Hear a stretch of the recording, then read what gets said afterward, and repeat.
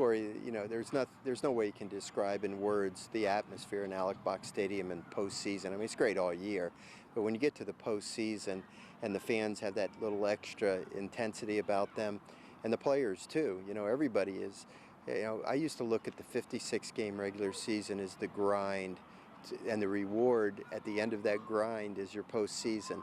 And this was the fun time. A lot of people thought the postseason was high pressure, and it is. You got to win.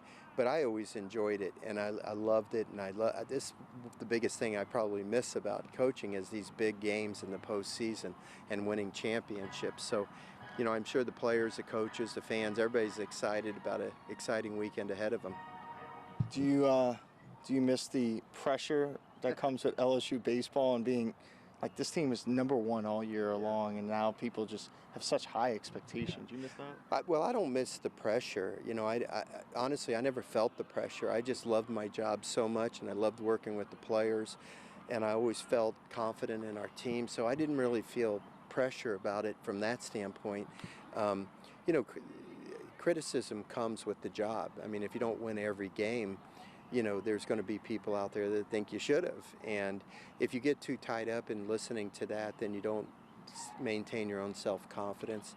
And I think it's important, to have passionate fans, but I also think it's important as coaches and players to block out the criticism a little bit, because, you don't want it to affect your self-confidence as an individual or as a team. And that you have a good team, and you don't want anything to hurt that. So they just got to go out there one game at a time. I used to tell my teams at this point, look, you're 5 games away, 5 wins away from going to Omaha. So let's just take it one game at a time. Let's handle the challenge immediately in front of us, and then we'll move on to the next one after that. And sometimes it takes you all the way to Omaha. Sometimes it takes you to a national championship. But you got to enjoy the journey. These kids literally just have this one little chapter of their life where they get to enjoy this, and you want them to enjoy it. And I think it's an exciting time for everybody. What is it like for you, because you still have a bunch of players that you coached on that team, like Dylan Cruz, Trey Morgan, watching them this year and kind of see them develop as players? Well, 8 of the 9 everyday players are players that our staff, my staff, Nolan Koenig, Alan Dunn, and Eddie Smith, are the 8 of the 9 starting players on the everyday lineup are kids that we recruited and or coached, and 2 of the 3 starting pitchers, are guys that well, I guess if Javen Coleman was starting, 2 of the 3 would be starters. But yeah, there's so many players that are still involved in the program that they're counting on, that are kids that I know very intimately, and I root for them like crazy, and want to see them achieve great success, and hopefully they'll get to Omaha and win it all this year. Just a few more questions. What was it like to coach Dylan Cruz? Dylan is a special talent. I knew he would be. I knew when we recruited him, the chances of him coming to school were probably less than 50%.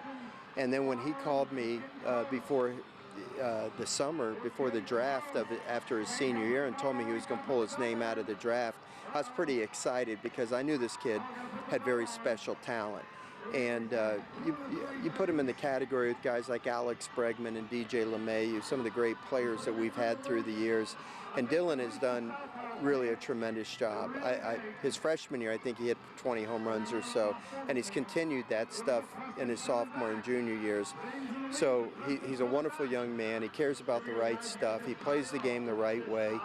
And I just hope he has I hope he gets the chance to go to Omaha, and this is his final year. And I hope they win the national championship, and then I hope he goes on and plays 15 years in the major leagues. Do you think they have what it takes? Obviously, they're a #1 team basically for 4 months. Do you feel like they have the pitching and all the tools?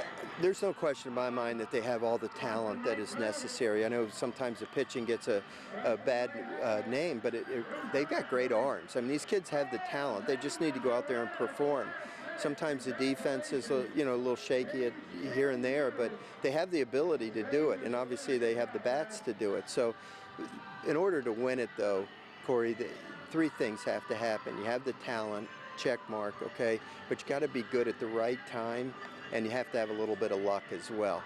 And those things remain to be seen on how they play this weekend and hopefully beyond.